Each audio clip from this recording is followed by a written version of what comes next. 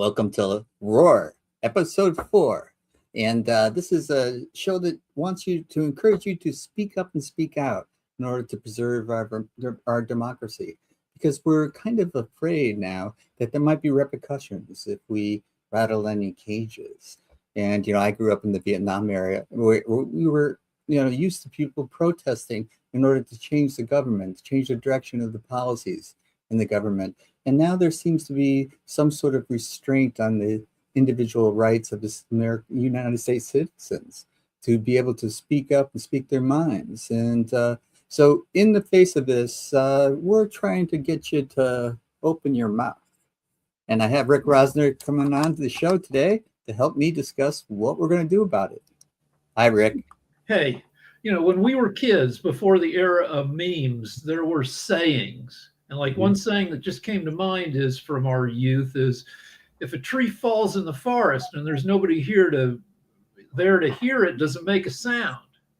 And we've got the opposite situation here. We're all in the forest and about 5,000 trees are falling all around us. And does anybody notice the sound made by one frickin' falling tree? Case in point, tonight, the State of the Union. Trump is giving probably a 2-hour speech about how great everything is. Then there's an alternate State of the Union, the same way the Republicans did like a Kid Rock Super Bowl halftime show as an alternative to Bad Bunny. But the Dems are doing the same thing of a bunch of, celebs and politicians, each like saying their stuff. And then there's the Democratic rebuttal after the State of the Union given by Abigail, Sponberger or something, the governor of Virginia. Right. And is any of this going to change anyone's minds? I mean, I might watch the State of the Union, like the Epstein victims are going to be in the audience. And I think what people are hoping is that Trump will do something heinous, say something terrible that will actually cost him some support. When he sees them in the audience, he'll be some kind of dick. But really, is there anything that's so dickish that he can lose more support? And there's just so much. I've given up. I look at this. This is the giantest my beard's ever been. I'm just like, I don't comb my hair. You're not taking care of yourself. Yeah. No, freaking.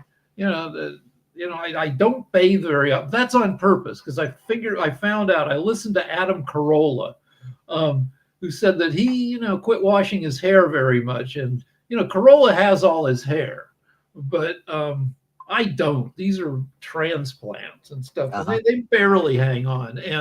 But I notice if I don't wash my hair, that it stays in. But like I'm an unkempt, unbathed, frickin' the unwashed masses. There you have it, Rick Rosner. and I think I've said it on this show before, when my late mother-in-law, was starting to descend into Alzheimer's, she would explain away any, memory lapses, loss of words. She'd say, well, there's just a lot going on. Mm-hmm. And I say that all the time now. It's there. You don't have to have Alzheimer's to be freaking overwhelmed and confused. Yes. This is a very great point that you bring up, that there's, I think there's a scandal out there and we've become numb to it because it's just one after another. And we can't respond with outrage, which is what I remember from our youth.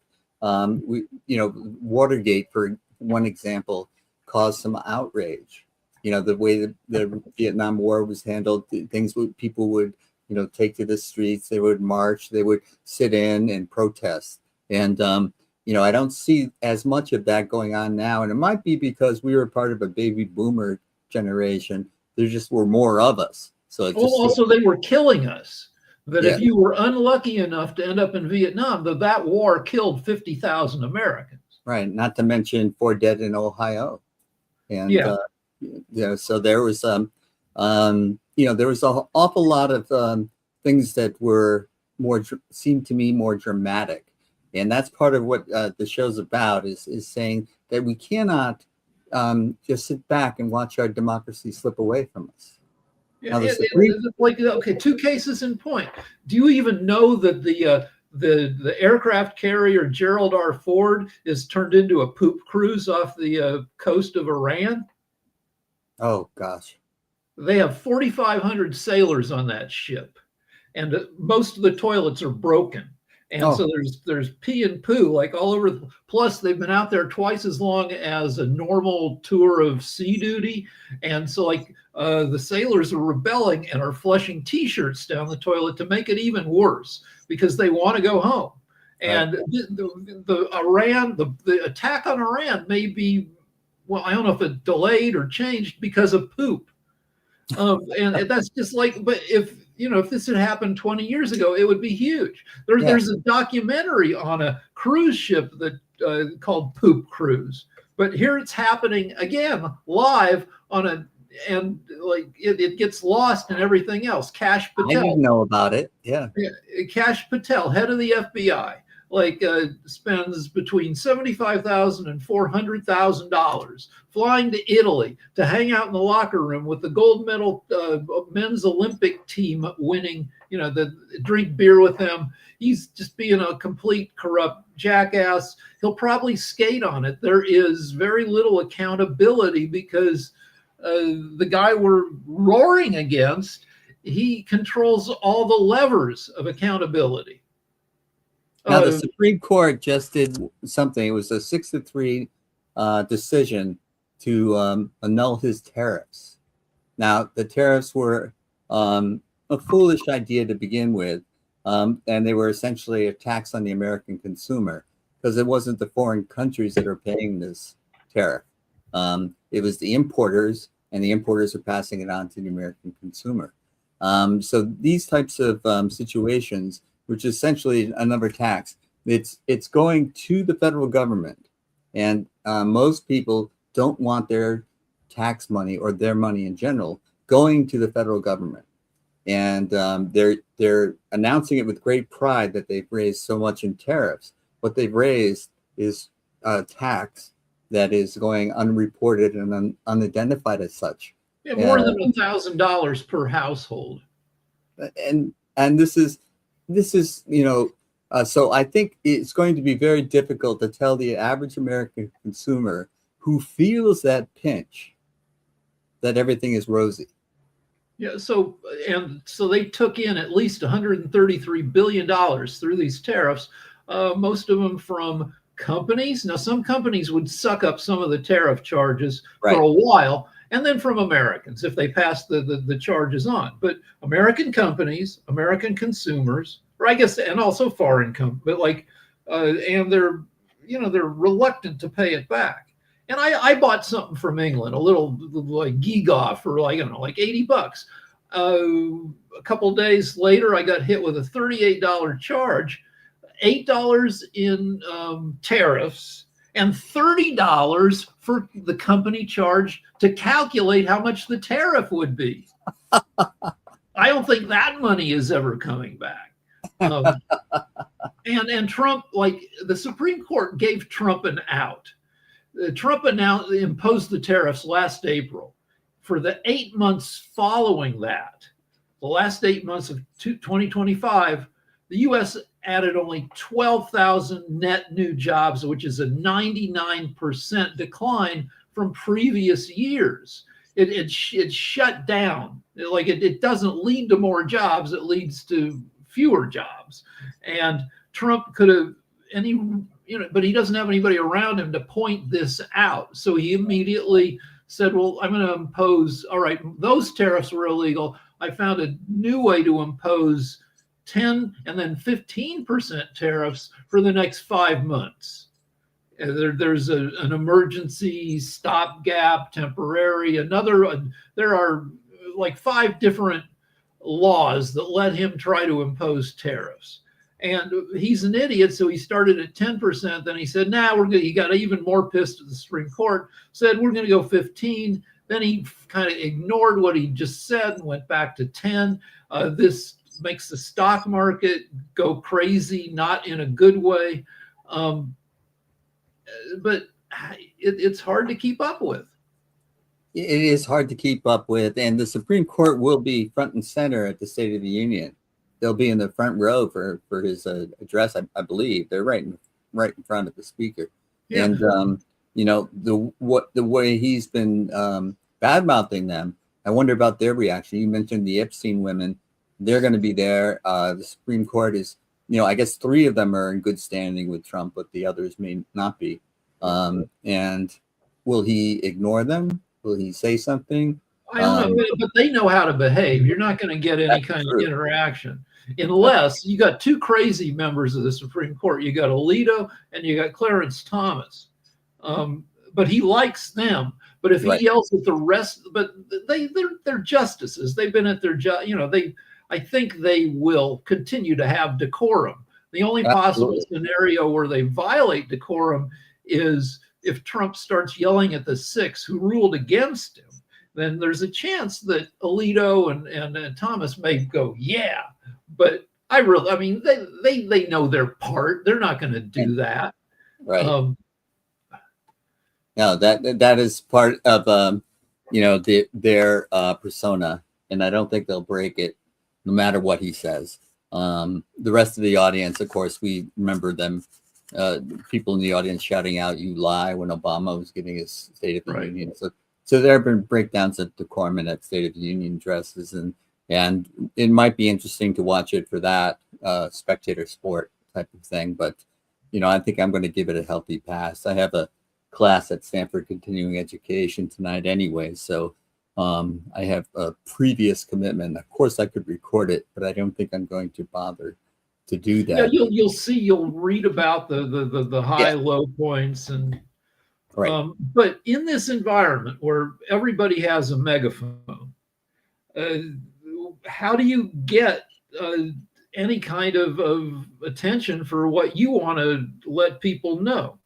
My wife has been she's written a book, and she's been taking a bunch of classes in how to edit it, how to publicize it. And because you've written a ton of books, it's as big a job to get attention in the marketplace for your book, maybe a bigger job than writing the book in the first place. Right. There's so many books out there. How do you differentiate yours from anyone else's and get it? And people's attention span is very narrow, very short nowadays. And it's not a criticism. It's just a reality. People click on something and then they click on the next thing. You have to get them. And, so the way to stand out is to be flamboyant. As the news always said, it has to bleed to lead. But you have to get people's attention somehow and point them out to the books that they've written. Let's see if I can pull up a couple of examples. This is a book I wrote in 2023. This is a book I wrote first in 1996. It's still selling.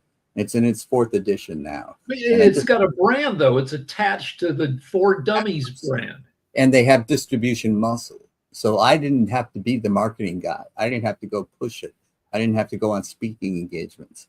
I did. You had to approach them, pitch them. You had to be their chess guy. That's right. I wrote them a query letter, and then they asked for a sample chapter. I wrote that. They asked for a second chapter. I wrote that.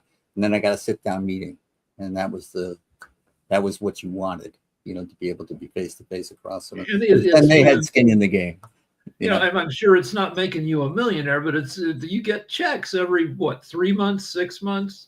6 months, yes. Okay, and so it's been a steady earner because you had the gumption to be first to the For Dummies people with the chess. Right. And it was one of those things, I just think it was the smartest thing I did in chess, although I did just about everything you can do in chess. That turned out to be the smartest because it was associated with the brand. And, that when people ask me for advice, like, for example, the other book that I published in 2025, No Blame, No Shame, it's not attached to a brand. And I don't know how to market it. I don't have a marketing. Back in the year 2000, I was on the quiz show Who Wants to Be a Millionaire? Uh-huh. and I lost on a question where they didn't have the correct answer. Right. They give you 4 answers. They left out the right one. Now, I wouldn't have known the right one, but in every previous case, because this happened like 8 other times where their research failed, they brought the person back. In my case, they were sick of bringing people back. They thought they had a semantic argument, and I was pissed. And I eventually sued them. But I thought, what can I do to, like, if I could just get the public attention on this, Put some I think pressure the on them. injustice of it would, be persuasive. And so I thought about doing crazy. I mean, the craziest thing I did was I sued him while I was working for ABC, which is super nutty. But even nuttier was I thought about, I live in Studio City. Disney headquarters is in Burbank, like 5 miles away. I thought about chaining myself to the gate of the Disney Corporation, the producer of the show. That would have been bad. I would have gotten arrested. It wouldn't have been persuasive. But I considered it. And there is a nut, Laura Loomer, who's part of Trump's circle of advisors. Yes. And she is a nut. And she got kicked off of Twitter like 5 years ago, back when Twitter kicked off a-holes. Now they let them all on. And she went up to San Francisco and handcuffed herself to the door of Twitter. And it didn't make her letter. She was still barred from Twitter, and it didn't change anybody's mind about her, though. I don't know, frickin'. Yeah. Now she's. So what can we do? One is that we still have the power of vote, although they're trying to suppress the vote. There are a lot of actions that they took in the last election, and I think they've learned some things about what works and what doesn't work. And they're going to try to suppress the vote again in the coming elections. And there have been some special elections, including some surprising results from these special elections. It's surprising in the sense that a Texas Republican lost to a Democrat, and that was hard to believe that Texas was that. But they were that outraged, and we'll see results in Louisiana, for example. And so these tariffs are unpopular, even though I'm not sure the average voter has the ability to realize that they're being taxed. They just know that they're feeling the pinch. They know that a bag of coffee was $10 a year ago, and now it's $19. That's staggering. Yeah. And tariffs have the result of raising prices and also narrowing your choices. So, they won't import things that they're going to have to pay these tariffs on and price them out of the competitive marketplace. So, with voting, there is no voter fraud. The Heritage Foundation, we know the Heritage Foundation, right? If there was voter fraud, they would have found it and they would be publicizing it. Well, no, the deal, they're the people who came up with Trump's whole platform, everything he does. Yeah. Except, he does a lot of stuff out of self-interest, but everything he does politically is from the Heritage Foundation. They're very conservative and kind of unscrupulous, but they have an election integrity project, and it has a database, and they've looked at every vote cast over the past 40 years and every documented instance of somebody illegally casting a vote. And out of 2 billion total votes cast in America over the past few decades, they've only found 2,000 votes cast illegally, including just 77 cast by illegal immigrants. So that's a rate, 2,000 over 2 billion. If you do the math, that's a rate of 1 in a million. It's not a crime people do. I talk about this a lot, that if you drive in LA, if somebody's driving under the speed limit, they're likely Mexican because they don't want to get in trouble. Or they might be an older black person who, again, has been pulled over 5 times for nothing in their life. And so they're going to drive a few miles under the speed, give cops no excuse to pull them over. And if you think that any of those people are going to illegally jeopardize. cast their vote to get themselves in trouble. It's high risk. If you illegally cast a vote, you can go to prison for 2, 3, 5 years. And that's the risk. The reward is, oh, well, your wife's dead. You voted on her vote by mail ballot. You've cast one more vote for the people you like out of hundreds of thousands. It's low reward.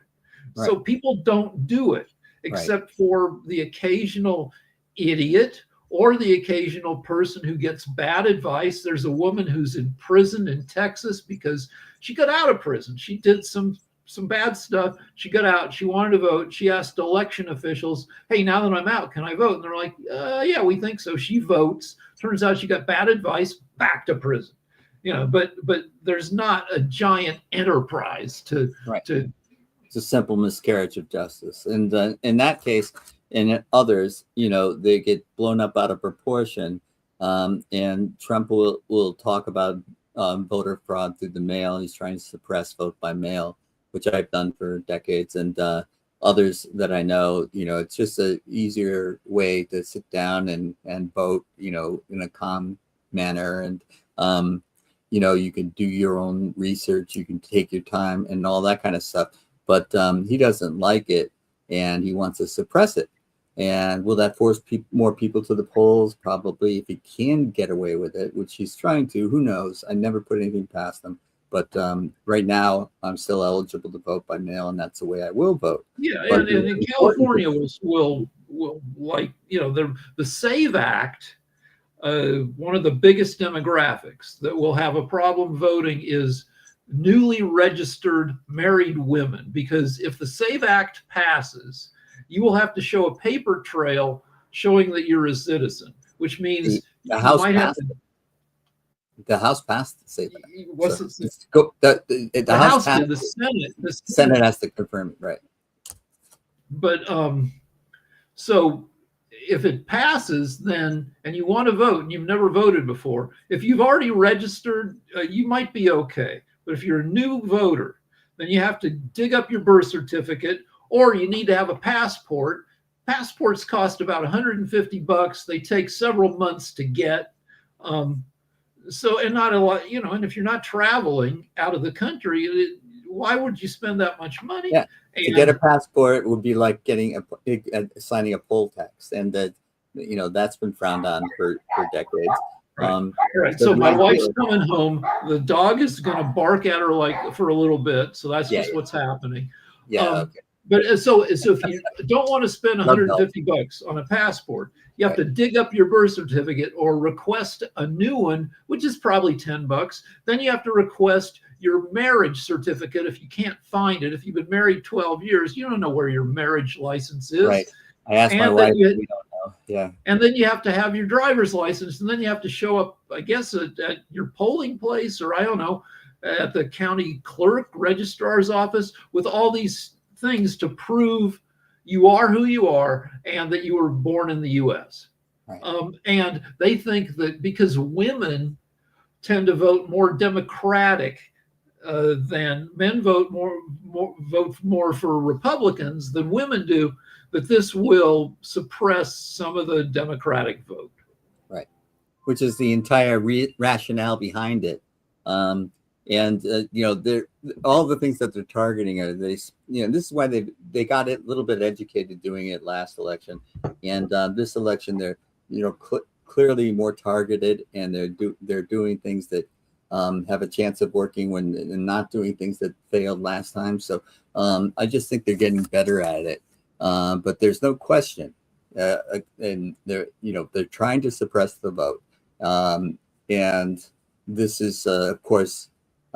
Against everything the Constitution stands for. We always believe the more people voting, the better. That was the spirit of democracy upon which the country was founded. Every citizen has a right to vote, and they of a certain age. And that it's like these types of things. I don't know. Again, if it's just me, or I don't hear the outrage about this that I personally feel, because it's a little complicated. Because like. The Republicans say it's the SAVE Act. It's to save the integrity of the vote. and they say, why are Democrats against, voting integrity? Why Right. are they? And that's the simple message. This doesn't do that. This does a lot of other stuff. And also, there's no real vote. This is boring. And so I Yes. don't know how you get the message out. I was I mean, asked. and 3, it's already illegal. You don't need another law to it. It's 8 letters. Yes. Like TV theme songs. Nobody wants to watch a TV theme song anymore.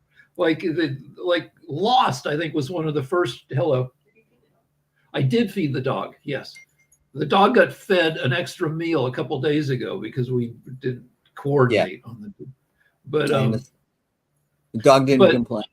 All right, the show Lost, which is, I don't know, that show's probably close to 20 years old now. They didn't have a theme song. They had a theme tone. They had a whoosh, and that was enough for people. Now, like, you're lucky to get a 3-second theme song, like compared to like Gilligan's Island, which was like, a minute long. Remember explaining that. It was a 3-hour tour. Yeah. So. Hey, what was Gilligan's first name? I forget. I know the professor's name. Yeah, the got his name out of a phone book, and there was speculation that he did have a first. They never. Yeah, you're right. They never said it. The professor's real name was Roy Hinckley. Uh-huh. And the last survivor, the movie star, is the last castaway. She's the sole living castaway now. Tina Louise.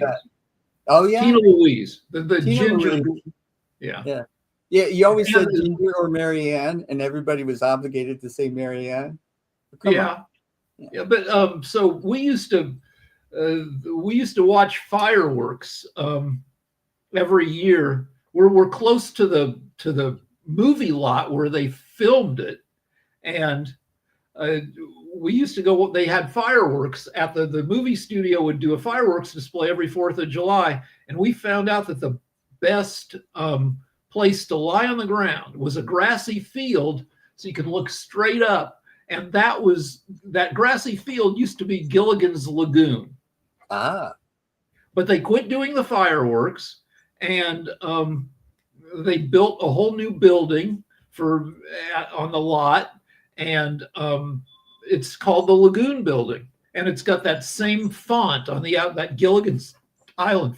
It's fun to live in Los Angeles because you get this entertainment-y stuff. You go to CVS and you can see Natalie Merchant, like, buying whatever.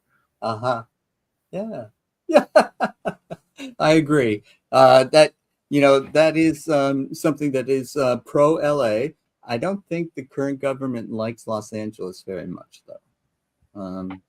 And they haven't really hit the San Francisco Bay Area with ICE agents or anything like that. I wonder if they figured out their strategy. They'll pick on smaller cities. Minneapolis is like 430,000 people. It takes 600 cops to patrol Minneapolis. But they flooded it with close to 3,000 Border Patrol and ICE troops, and overwhelmed the local authorities. Right. When they tried that in LA, it didn't go so well for them because LA is a city of like 4 million plus another 4 million on the outskirts. There were right. They said that the rioters were burning down Los Angeles. Well, any kind of unrest was like a couple blocks. And what they did is they burned Waymos. They burned down 5. A Waymo is one of those driverless. You've got them all over San Francisco. Yes. So the rioters or the protesters, some of them would order up a Waymo. It shows up, and then they'd set it on fire. Waymos are defenseless. It's not part of their skill set to run away from people trying to burn them down. But that was the extent of it. That 5 Waymos got set on fire, and Trump was saying, the whole city's like, erupting in unrest, and the millions of people here were called bullshit on it, and and they could document it too. You know, the people that everyone has a cell phone. I can still remember the cop. You'll remind me of the details of it. The cop was pressing his knee against someone's neck and killing him. And George Floyd, which that George Floyd's killing, murder happened like a mile away from the Renee Good murder and the Alex Pretty murder. It all happened in roughly the same. And people had it on their cell phones, and that's why he got convicted. That's Also because he was. It took 9.5 minutes for him to kill the guy. He knelt on his neck for more than 9 minutes. And he was looking around like, you got something to say? You want to make me take my knee off him?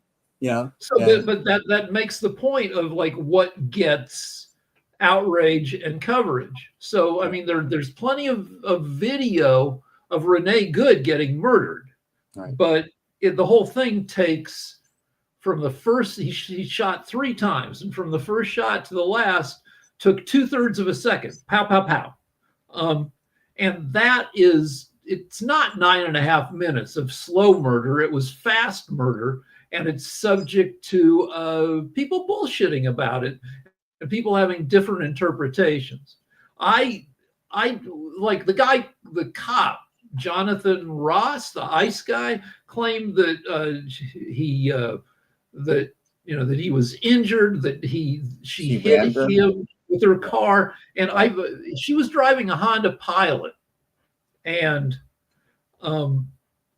I went to a parking lot and I found a couple Honda Pilots to see if there was any physical way for him to have the injuries he claimed by getting hit by the Honda Pilot. Impossible. And I think because the bumper hits you at your knees. The bumper is 9 inches ahead of the rest of the vehicle, and it's not like a truck that's all boxy. It's curved like a car, even though it's kind of high above the ground. There's no way that you can get unless you throw yourself flat on the hood. You can't get contact between your chest and the car. So just totally full of crap. But will that ever be investigated? I don't know. But if you're going to get murdered by law enforcement, and you want people to be outraged, you want a slow murder. You want your killing to take 9.5 minutes, so it's unequivocal. I mean, even then they said that the kneeling on the neck wasn't what killed him. It was cause of death. Yeah, he was on drugs. Yeah, it's like, and he had a heart attack or something. Yeah, right. Yeah. And this is the thing about the State of the Union. There are people that are going to believe what they're told, and I don't know what you can do about that. And if they just believe it, take it hook, line, and sinker, there's not much to be said for changing their minds. So that's why the people that really understand that this is not necessarily the truth, and what they might have to do is check other sources for information, and show up and vote and throw the bums out for crying out. There are 2 demographics that support the president regardless of the president. There are the people who don't pay much attention, which they're largely independents, and they just don't, they're not, they have other things to pay attention to. Or they may lack the ability to pay attention. But there are probably 15, 20 million seniors in America who still vote, but who are losing their shit a little bit.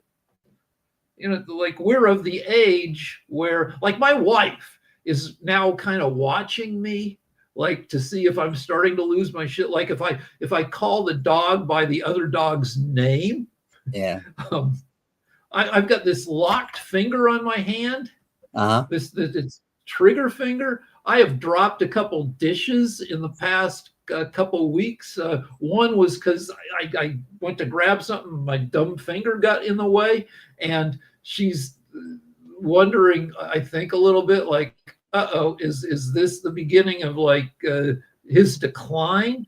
Yeah. But at our age, there are people who, and people 10 years older who are a little bit in decline. And if they end up sitting in front of Fox News, they will buy it all. So the people I who can't aren't paying straighten my attention. pinky. I can't straighten my pinky finger because of an injury, but it seems less of a problem than the one you have. That would get in the way. Mine's okay. It gives me something to play with. It's like Ah, and it's like a 5-minute surgery where they release the thing that's locking up. But I just yeah, don't want the weeks of recuperation. But anyway, that's one demo. People not paying attention.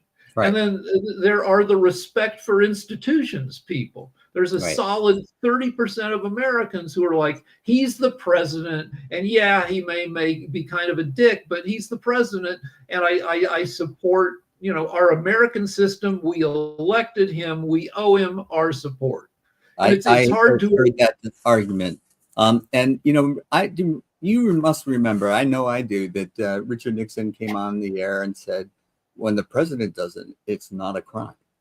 And we didn't buy it back then, but people seem to be buying it a little bit more this go around. The people who told Nixon that he had to resign They're were from his own party. They said, if this goes if you get impeached and it goes to the Senate, we will vote you out of office. Barry Goldwater couldn't have been more respected on the right. I mean, he was a very conservative senator, and when he lost ultra Goldwater, right wing, almost a nut, Barry Goldwater. Yeah. He was so like hardcore to the right. Of course, now he'd be almost mainstream among MAGA. But his own party had the decorum and the respect for institutions. And Nixon himself probably, when he heard the news, he respected their word and he got out of there. Now everybody's, there's this Tony Gonzalez. This is a member of the House of Representatives out of Texas. Tony has an affair with one of his aides, and he also sends her emails or text messages saying, give me some naked pictures. Also, what are your favorite sex positions? At some point, the woman, she gets caught having the affair by her husband. She covers herself with gasoline, lights a match, kills herself. Wow. Brutally. And this just broke. And 3 Republican congresswomen, or Nancy Mace and Lauren Boebert, and are saying this guy has to leave. But the rest of and all the Democrats are saying, of course he's got to leave. He drove his aide to a brutal suicide. Though there are alternate points of view that it wasn't. I mean, some people are saying, it wasn't because of what happened with the congressman. It's because her husband was screwing her. Anyway, it's a mess. And under normal circumstances, he would resign. But that's the kind of thing that the Speaker of the House wants him. There have been government officials in other countries that have been forced to resign because they are in the Epstein files. Yeah, but they're stonewalling on this guy who possibly drove a woman to burn herself to death because they have the slimmest possible voting margin. They can't afford to lose one. Yeah. They can't afford to lose a guy, even if the guy is a piece of crap. And sleeping with your aide, it brings up Monica Lewinsky. It brings up all these things that used to cause outrage. And now people are just shrugging their shoulders. I don't understand. Gary Hart. Remember Gary Hart? I sure do. He was the first guy. Yeah. But before Gary Hart, I think this happened in the late 70s. He was a very charismatic presidential candidate who was found out to be having an affair aboard a yacht called the Monkey Business. Hmm. And the press, all of a sudden, they used to wouldn't report on affairs. Like everybody, I guess everybody in the press knew JFK. that JFK was banging. JFK had a bang room in the basement where he would take people to have sex with them. But all of a sudden, late 70s, they decided Gary Hart was fair game. They revealed the affair, and he quit the campaign. Yeah. You know, now if this happened, he would say, "No, I'm sorry, it was a lapse in judgment. Yeah. I Youthful and apologize." And like, I mean, Trump had affairs with his second wife and his third wife while he was still with his previous wives. You know, there'd be he hasn't apologized for anything in that. Yeah, there has been no accountability throughout his life. 6 bankruptcies, 30 plus felonies. You know, these he's been convicted. Yet where is the accountability? And so he's gotten the sense that there is none, and you can do. And so nothing. They're still sitting on 3 million Epstein files that we can. It's 100% certain that a lot of those documents show that Trump was. Now, Trump, 28 adult women have accused Trump of either rape or sexual harassment or assault. But Trump is not, in my mind, a penis rapist. Like, he's not a guy who jams when he was found liable by a jury, he was found liable for digital penetration for his fingers. So Trump is a power rapist where he just wants to humiliate the woman. Right. And so that speaks to what might or might not be in the Epstein files about Trump. May not have been having sex with the underage girls. He may have just been peeping at them and groping them, but we don't know. But anyway, beyond, there's no, in the docs that have been released so far, there's little documentation of him having contact with these underage girls. But as I said, there are 28 women, including his first wife, who have credibly accused him of sexual offenses against them. And these are women who, not psychos, you know, right, upstanding women who have nothing to gain by coming forward. But none of that made a freaking difference. Yeah. None of it. Yeah. It's really interesting to me, but, you know, tell me if I'm fooling myself when I say something like this. What's wrong with this country can be fixed by what's right with this country. That's been the case we're about to celebrate our 250th anniversary of the Declaration of Independence, and that has been true historically. Like the biggest, like, it's crazy when you look back at the Civil War. The Civil War killed 750,000 Americans. Like 3% of the population, more than any other, a higher percentage than any other thing in history. A terrible, terrible freaking event. Yet Lincoln, who prosecuted the war, is considered our greatest president, even though he presided over the greatest slaughter. And because it was a winning bet, he preserved the Union. He kept America together. And right. What's wrong with America, which back then was a bunch of assholes decided to break away so they could keep having slaves. And he brought the hammer down on them. And we remained a country, and we're better off as one country. We have, you know, we have all sorts of power, both economic and moral power as a single nation. Though, you know, our moral power is compromised right now.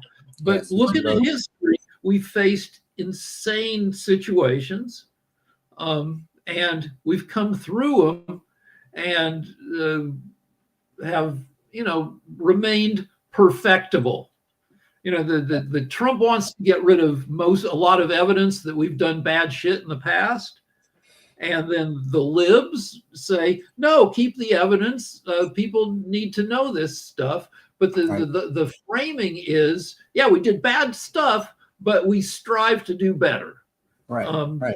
And we can hope it's like that we will. Martin Luther King, the arc of the future is progress. The arc of the moral universe bends towards justice. Right. And we were hopeful that that remains the case, though it's more up in the air because we've never had as big a dick as president as Trump, and because AI is going to outthink us. For the first time in a century, the average IQ of all humans is going down. For the 50 years after, there's a thing called the Flynn effect. For the 50 years after World War II, the average IQ of all of humanity went up by 15 points because cultural literacy, because TV spread to cover the planet, radio spread to cover the planet, phones, just as people became more literate, more knowledgeable, they became smarter. The whole planet became smarter. But now we're outsourcing our thinking to our devices, and we're getting dumber. That's a topic for another show. We're going to end this one, but I want to give you a hand for roaring today. You did a great job, and I will hopefully see you next week, and we can talk about AI, which is a tremendous, interesting topic for me, and deserves more than the time that we have to talk. Yeah, let's do AI. Yeah, my wife says, "Why are you so loud?" And he's roaring. All right. All right, Rick. Thanks again. Okay, that was Rick Rosner helping me to help you to get your voice heard. Speak up, speak out, and help preserve our democracy. If you want to see this and other episodes, you should go to airu.tv, the website that has all the previous episodes and some previous seasons that Rick and I have been on. And also, let's see if I can do this. Yeah, if you want to write to us and ask us a question or tell us what to talk about, just write to us at info@airu.tv. And we'll be happy to discuss whatever it is that the topic is that's keeping you up at night, stressing you out, or giving you reason to stay quiet and not open your mouth. Okay, thank you for watching. And we will be back next week at the same time, right? Reasonably the same time, and certainly the same channel. So thanks again.